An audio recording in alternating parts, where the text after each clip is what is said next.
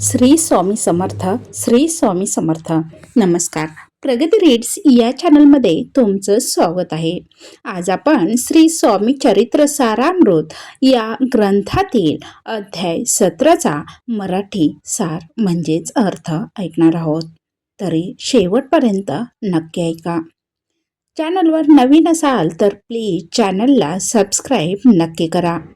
आपण आपल्या चॅनलवर विविध ग्रंथाचे ओव्यासहित पारायण वाचन तसेच मराठी अर्थाचे व्हिडिओ, प्रत्येक अध्यायाचे असे व्हिडिओ आपण आपल्या चॅनलवर टाकलेले आहेत. तरी प्लेलिस्टमध्ये जाऊन नक्की पहा. वेगवेगळ्या ग्रंथाचे वेगवेगळे फोल्डर केलेले आहेत. तरी नक्कीच चॅनलला व्हिजिट देऊन पाहून घ्या आणि तुमच्या भक्तीत वाढ करा. या अध्यायात स्वामी सूत यांचे जीवन, त्यांची भक्ती, त्यांच्यावर आलेली संकटे आणि त्या संकटातून स्वामी समर्थांनी दिलेली दिशा व कृपा याचे सुंदर वर्णन या अध्यायात केलेले आहे. या स्वामी चरित्र सारामृत या 17व्या अध्यायात मुख्य कथा काय आहे ते पाहूयात. स्वामी सूत हे स्वामी समर्थांचे परमभक्त होते. ते आपल्या आयुष्यात सतत स्वामींचे नामस्मरण, स्वामींची भक्ती, भजन, कीर्तन आणि चरित्र वाचन करत असे. ते मनापासून स्वामींची भक्ती करत असे. त्यांचा मनापासून स्वामींवर विश्वास होता की स्वामी समर्थ हेच त्यांच्या जीवनाचे आधार आहेत. संकटांना सामोरे जाण्यासाठी मनोबल, धैर्य देणारे हे स्वामीच आहेत असा त्यांना विश्वास होता. स्वामी सूत त्या काळी मुंबईत राहत होते. त्यांनी संसारातील अनेक गोष्टींपासून मन हटवून भक्तीच्या मार्गावर स्वतःला पूर्णपणे समर्पित केले होते. पुढे पाहूयात संकटाचा काळ आणि त्यावेळेस स्वामींनी त्यांना केलेली मदत. भक्तीच्या मार्गावर चालताना स्वामी सूत यांच्यावर काही लोकांनी निंदा, उपहास, थट्टा, चेष्टा आणि त्रास देण्यास सुरुवात केली. काही लोकांना त्यांच्या भक्तीचा हेवा वाटत होता. ते त्यांना चिडवत होते, तर काही लोक त्यांना चुकीचे ठरवण्याचा प्रयत्न करत होते. स्वामी सूत स्वामींची भक्ती करतात म्हणून ते त्या स्वामीसुतांची थट्टा करत होते. त्यामुळे स्वामी सूत यांचे मन दुखावले आणि त्यांना मानसिक त्रास होऊ लागला.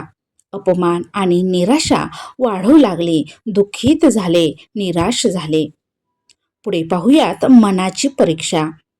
या संकटामुळे स्वामी सुतांच्या मनात अनेक विचार येऊ लागले की मी इतकी भक्ती करतो तरी माझ्यावर एवढे संकट का येत आहे. हा प्रत्येक भक्ताला पडणारा प्रश्न आहे. पण संकट ही मुद्दाम येत नाहीत. ते आपल्याला धैर्य देण्यासाठी, आपल्याला मजबूत करण्यासाठीच येत असतात. इथे सांगितले आहे की भक्ताच्या जीवनात संकटे येतात ती त्या भक्ताला घडवण्यासाठी येतात. पुढे पाहूयात स्वामी समर्थांची कृपा. स्वामी समर्थांनी स्वामी सुतांना योग्य वेळी योग्य मार्गदर्शन केले. त्यांनी त्यांच्या मनातील दुःख दूर केले आणि त्यांना समजावले की लोकांच्या बोलण्याकडे लक्ष देऊ नकोस, भक्ती सोडू नकोस, संयम आणि श्रद्धा ठेव, मी तुझ्या पाठीशी आहे. स्वामींच्या या कृपा वचनांनी स्वामी सुतांना नवचैतन्य मिळालं, एक आधार, एक धीर मिळाला.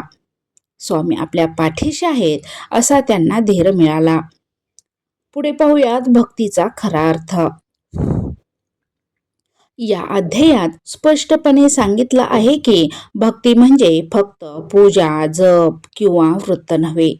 भक्ती म्हणजे दुःखातही देवावरील विश्वास कायम ठेवणे, देवावर विश्वास ठेवणे, श्रद्धा ठेवणे.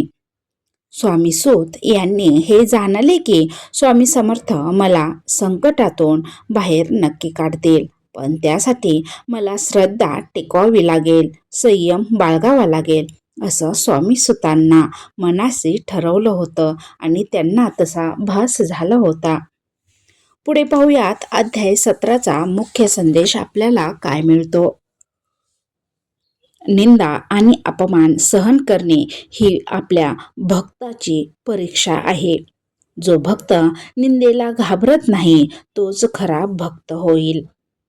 संकटे आली तरी भक्ती सोडू नये, कारण संकटे ही आपल्याला मजबूत धैर्य देण्यासाठीच असतात. संकटात भक्ती वाढली तर कृपा लवकर मिळते.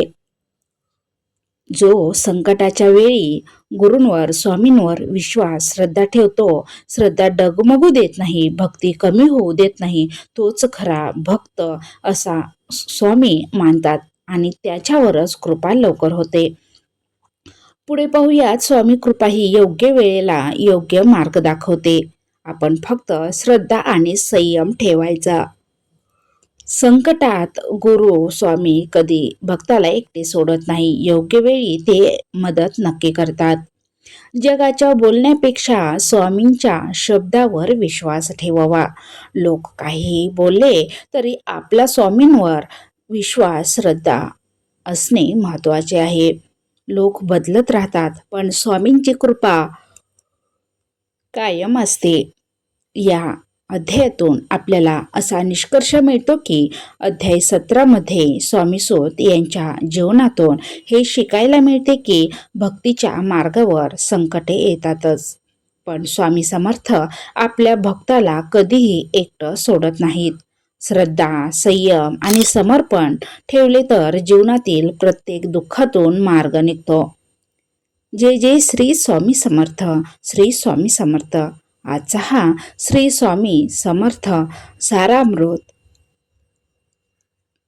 स्वामी चरित्र सारामृत या ग्रंथातून या अध्यायातून 17व्या अध्यायातून श्री स्वामी समर्थांचा संदेश तुम्हाला आवडला असेल तर प्लीज आपल्या व्हिडिओला लाईक करा, चॅनलला सबस्क्राईब करा आणि बेल आयकॉन दाबा, म्हणजे असेच भक्तिमय व्हिडिओ सर्वात अगोदर तुमच्यापर्यंत पोहोचतील. पुढचे व्हिडिओ तुम्हाला लवकरात लवकर मिळतील. हा व्हिडिओ आपल्या मित्र परिवारासोबत नक्कीच शेअर करा, जेणेकरून स्वामींची कृपा सर्वांपर्यंत पोहोचेल. श्री स्वामी समर्थ. श्री स्वामी समर्थ. स्वामी समर्थांची कृपा सदैव तुमच्यावर राहो. इथे श्री स्वामी चरित्र सारामृत या ग्रंथातील अध्याय 17चं सविस्तर सार आपण पाहिला. काही चुकलं असेल तर क्षमा असावी. मी माझी सेवा श्री स्वामींचरणी अर्पण करते. श्री स्वामी समर्थ. श्री स्वामी समर्थ. श्री स्वामी समर्थ. धन्यवाद.